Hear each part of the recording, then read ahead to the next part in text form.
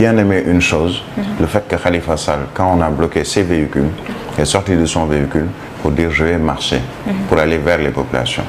Et là, personne ne peut lui interdire de marcher pour aller vers les populations, pour discuter avec les populations. Je pense que ce 2 poids 2 mesures, justement, ça crée une certaine frustration.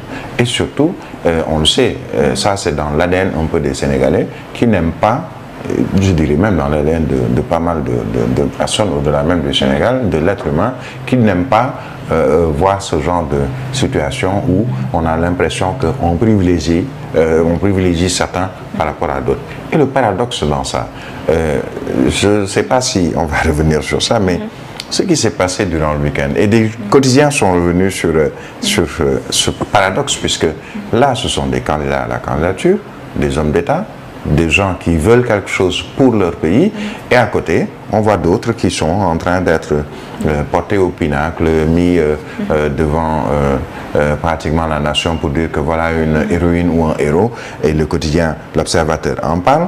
Une façon de réguler les réseaux sociaux avec Caliphone, Awasek dit Awush Kitty ou je ne sais quoi qui s'affiche sur le côté de Macky Sall avec, on nous annonce plusieurs millions qui ont été remis par la première dame, c'est ce qu'on dit, c'est vrai ou faux, on ne sait pas. D'autres qui sont en train qui avaient déjà posé des actes anti-républicains, on le dira ainsi, mais qui ensuite ont été adoubés. Dans des photos ou des prises de vue avec le président de la République ou le chef de l'APR ou le chef de Benno Bokk Yakaar, quelle que soit la casquette qui lui est donnée. Mais c'est ça que je trouve paradoxal. Aujourd'hui, on va prendre des gens qui insultent à longueur de journée le président de la République, qui peuvent se permettre de se photographier avec le président de la République, de prendre même des selfies ou des vidéos avec le président de la République. Même si c'est peut-être pas le président de la République qui est devant eux, mais le président du parti ou de Benno Bokk Yakaar, mais c'est quand même le chef de l'État qui incarne une institution. D'avoir des audiences spéciales avec le chef de l'État. Mais ces gens-là, voilà le paradoxe dont je parle. C'est-à-dire qu'on ne permet pas à un Sénégalais qui a quand même prouvé dans ce Sénégal avoir été un homme d'État, qui a été maire de la capitale sénégalaise, qui a été avec le pouvoir pendant une période, qu'on lui dise non, écoutez, vous ne pouvez même pas passer par Kolda ou dans le nord du Sénégal parce que bon, vous êtes en train d'aller vers vos concitoyens pour peut-être le parrainage, mais vous n'avez pas le droit parce que vous n'avez pas annoncé que vous allez faire une tournée, vous n'avez pas annoncé que vous allez prendre vos véhicules pour faire des tournées, etc. Bon, on dira que il savait que ça pouvait se passer ainsi. Et il a tout simplement accepté et a été un homme d'État, Khalifa Ababacar Sall. Mais un homme d'État, qu'on appelle le président Macky Sall, président de Benno Bokk Yakaar, je ne parle pas du président de la République, président de Benno Bokk Yakaar, leader de l'APR, qui incarne aussi l'institution qu'on appelle la présidence de la République, qui puisse devant pratiquement, disons, tout le monde, s'afficher avec une dame, comme il l'a fait avant, avec d'autres qui ont copieusement insulté l'institution présidence de la République, incarnée par le président de la République, moi, ça me pose problème. On dira non, c'est parce que c'est quelqu'un qui n'est pas, je ne sais pas, mauvais en soi, qu'il a beaucoup de sympathie pour tout le monde, qu'il n'est pas rancunier. D'accord, on peut ne pas être rancunier, mais on n'a pas le droit. C'est pas la personne de Macky Sall qui importe ici, mais c'est l'institution qu'il incarne, en tout cas jusqu'au 2 avril prochain. Et c'est ça, justement, moi, le paradoxe qu'il faut, à mon avis, souligner. Djibril Ngom, l'Observateur, a bien fait de rappeler ce dernier qui allait voler des parrainages d'un candidat avec la clé ou je ne sais quoi, pour ensuite se retrouver à côté du président de la République avec une enveloppe sous les pieds. Certains ont dit que c'est plusieurs millions de francs CFA. C'est à lui de nous dire et peut-être de ne jamais nous dire.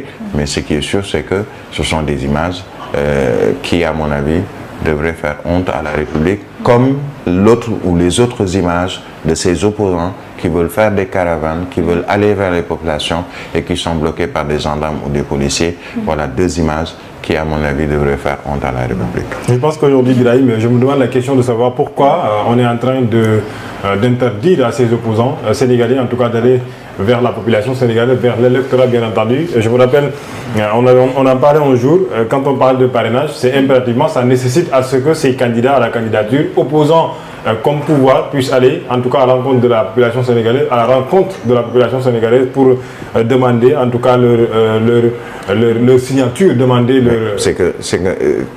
Pourquoi est-ce que s'il y a, bon, disons, c'est assez confus ou complexe? La raison est simple. Le candidat à la candidature, la campagne électorale n'est pas encore ouverte. C'est-à-dire que c'est valable pas seulement pour un Khalifa Babacar Sall, mais c'est valable aussi pour un Amadou Ba. Malheureusement, Amadou Ba va prendre la casquette de Premier ministre pour faire une tournée dite économique, mais plus politique. Politico-économique ou économico-politique, c'est selon. Personne ne va arrêter Amadou Ba, puisqu'il pourra dire peut-être au préfet ou au gendarme qui sera devant lui, écoutez, comment osez-vous arrêter un Premier ministre qui va vers je ne sais quelle région du Sénégal pour ouvrir un chantier ou pour réceptionner un chantier? Ils ne vont même pas oser. C'est pas valable pour un candidat à la candidature.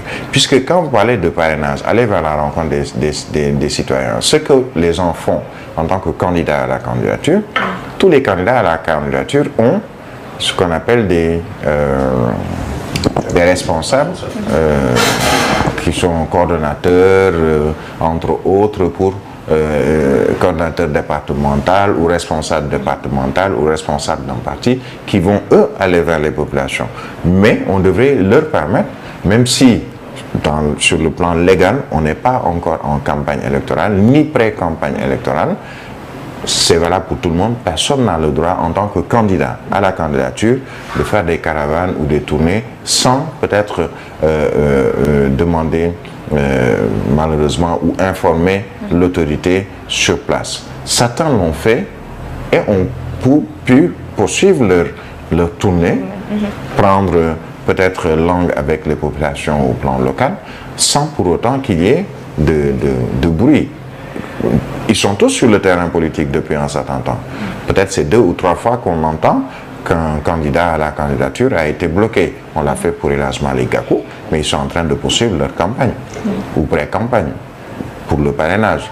Mais sur le plan légal, il faut dire qu'on n'est pas en campagne, et même le fait pour un homme politique de faire ce genre de tournée, cela est quand même réglé par la loi. Maintenant, c'est une question de négociation ou peut-être un délit de faciès. Peut-être ce visage-là, on ne l'aime pas trop, alors il ne peut pas aller battre campagne. Bon, c'est toujours la République.